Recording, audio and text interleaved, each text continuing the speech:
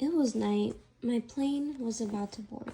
I was feeling a little bit both excited and tired, but as we got closer to landing, I couldn't help but stare out the window. The view was absolutely stunning. Seeing the mountains and coastline from above made me realize how beautiful California truly is and how ready I was for the adventure ahead. Once we landed and settled in, we hit the road. We were heading to Huntington Beach. The windows were down, the music was up. We explored new restaurants along the way, stopped for photos at scenic spots, and just took in the California vibe. It was the start of relaxing but exciting few days. When we finally got to the beach, my siblings ran straight to the water. They started splashing each other, laughing nonstop. It was really fun to watch them just be carefree. It reminded me of when we were younger and how the beach was always a place for us to reconnect.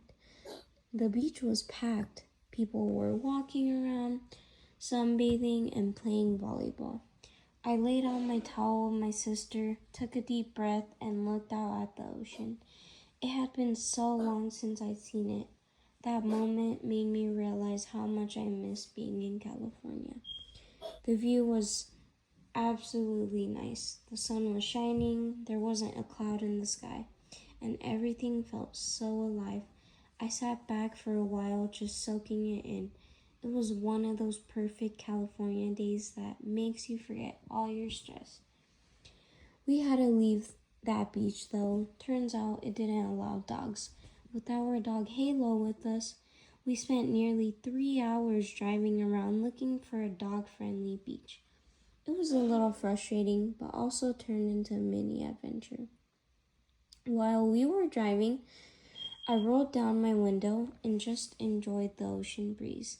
That moment, even though we were still stuck in traffic, it felt peaceful. It reminded me that sometimes the little things like fresh air and ocean smells can reset your mood. We finally found a beach that welcomed dogs. I bought some snacks and relaxed a bit before heading into the water. After that long drive, jumping into the ocean felt amazing. It was cold but refreshing and totally worth the wait.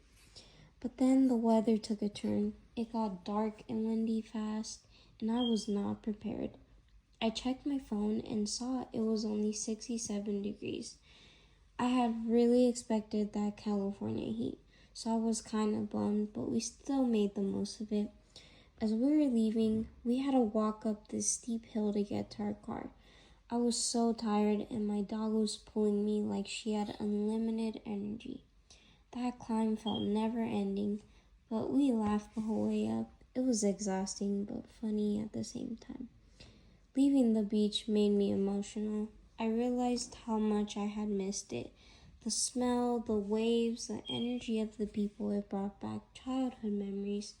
It's funny how you don't notice how special something is until you experience it again. The next morning, my sister and I went to Malibu. We explored the beach, met some local surfers, and just tanned in the sun. We snacked on fresh fruit and later headed to the Malibu Pier. It was such a chill, peaceful day. My dog Halo had never been in the ocean before, so it was a big deal. Turns out she loved it. Watching her jump over the waves and splash around was the cutest thing. It made me happy to know she got to be part of these memories too. I brought my camera with me and took so many photos of the beach houses. I love the architecture and the dream of maybe owning one someday. As I stood on the pier, I watched people laughing, walking, and making their own memories. It made me feel so present. We walked under the pier to watch the waves and to take more photos. You could see the city skyline from the shore, and everything just looked peaceful. Being there, surrounded by the sounds of the ocean, was grounding. It felt like time slowed down. Fast forward to Disneyland, I was standing in line for the Guardians of the Galaxy ride, heart racing. I kept telling my dad, no, I don't want to go, but I did it anyway. I faced my fear, and guess what? I loved it. It was actually one of my favorite rides. Next, we went to Cars Land.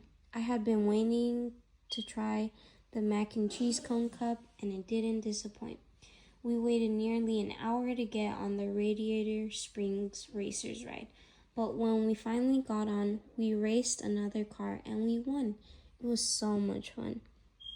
As the sun went down, the last ride of the day was the Incredicoaster.